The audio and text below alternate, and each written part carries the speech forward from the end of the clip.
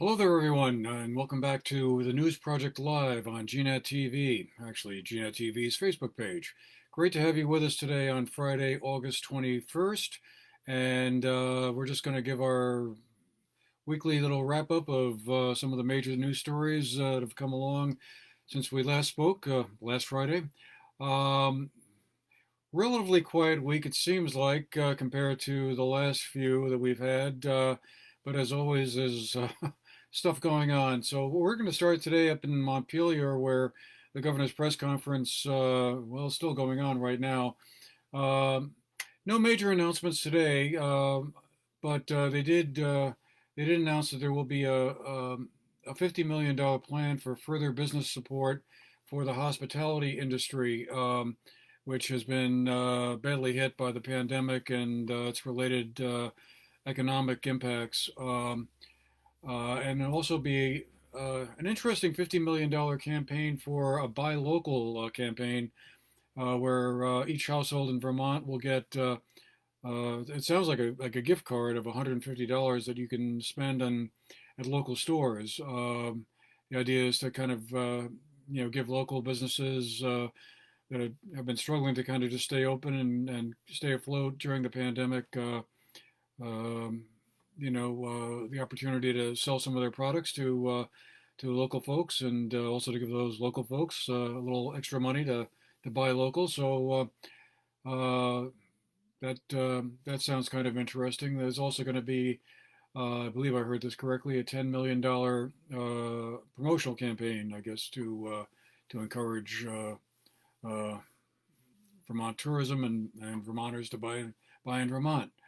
Um, Earlier this week, the governor also announced that his plan for, or unveiled his plans for how they were going to pay for the remaining three-quarters of the state budget. As you may recall, back last spring, the legislature and the governor signed off on sort of a down payment on the fiscal year 2021 budget, which covered the first 3 months of this fiscal year, which starts in July 1st. Took us through the first 3 months of the year till the end of September. Legislature is going to be going back to work on August 25th to come up with a spending plan and a budget for the remaining 9 months of the fiscal year. Um, and The governor is proposing a budget that would close a $180 million deficit, $180 million deficit that was caused by the COVID-19 pandemic.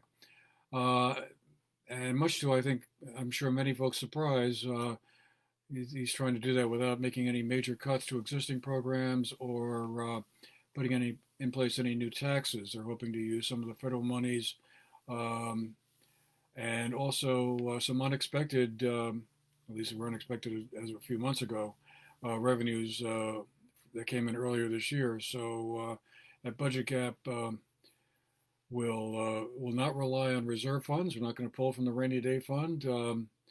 And again, no new taxes, which of course has been an important point for the governor ever since he's been in office. But of course, the legislature may want to tweak that a little bit. We'll see, and we'll certainly be following how that goes along. On the local level, the Bennington Banner and the Manchester Journal have a couple of interesting stories that you'll want to check out either on their website or in the print paper. One of them concerns the rail trail, which we've been talking about occasionally on and off over the summer, actually for the past couple of years. As many of you know, the rail trail is a bike and walking trail that's been constructed along the former old railroad line that used to run from Dorset down into Manchester. And it was bought several years ago by a group of local folks who converted it into the hiking and biking trail. Um, and it's run into a certain amount of local opposition from adjoining landowners who are concerned about, their privacy and perhaps noise issues and whatever else. And so at the the rail trail was supposed to have a permit application discussed at Development Review Board, the Manchester Development Review Board meeting on earlier this month, in August 7th, I think. And that application was pulled shortly before the meeting, and that was kind of confusing. Uh, and the journal story explains it in a lot more detail than I'm going to be able to do right here. But essentially, there seems to be some disagreement over the, the connecting part that runs through the area that's owned by the Daily Gravel Pit. The owners of the rail trail say they have an agreement, um, but town officials are saying that agreement isn't sufficient enough to kind of satisfy the needs of the permit application, and that technically it could be a property trespass issue in play here.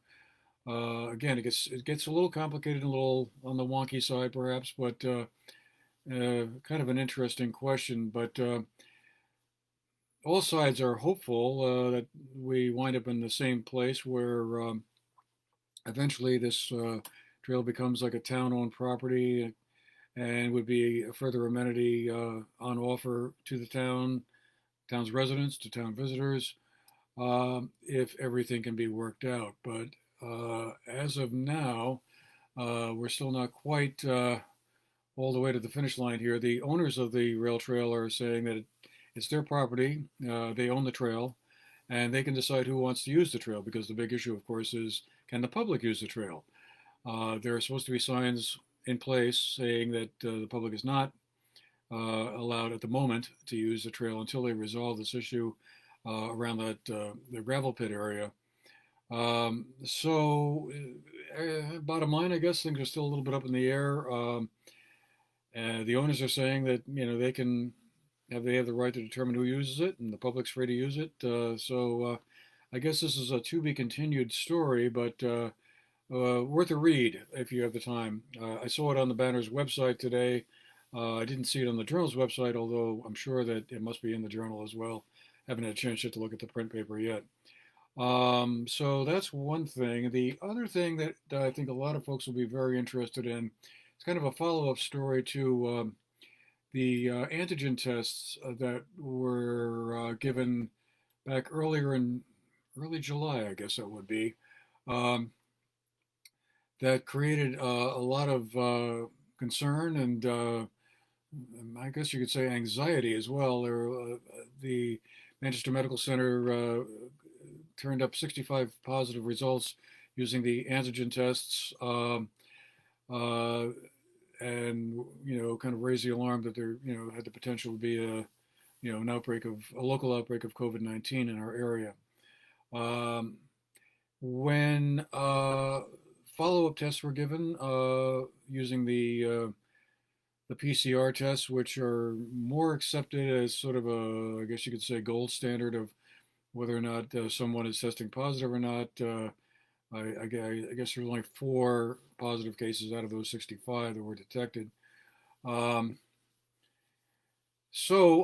breathed a big sigh of relief after that. But of course, it left open the question, like, so what happened with the antigen test? What was going on? Now, the makers of the antigen tests that were used have come out with a statement saying they've double-checked their information. There was nothing incorrect about the way the tests were administered by the medical center, and the tests themselves were not flawed in some way or another. And so kind of kicked the ball back over to the state and kind of said that suggested that maybe the PCR test might have been flawed. And today at the governor's press conference, Dr. Mark Levine kind of didn't particularly agree with that assessment. I think he called their statement inappropriate, if I remember correctly, and basically said all their follow-up data has confirmed their initial report that there was no COVID-19 outbreak either underway at that time or underway now. But it still remains an ongoing mystery as to what was the story there, and one will obviously want to be following along very closely. So definitely worth a read in today's Journal. You can find that story there also on their website if you want to go there first.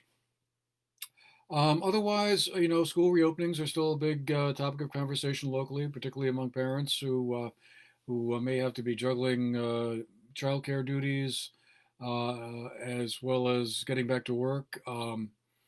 Most of the schools at this point have announced their opening plans.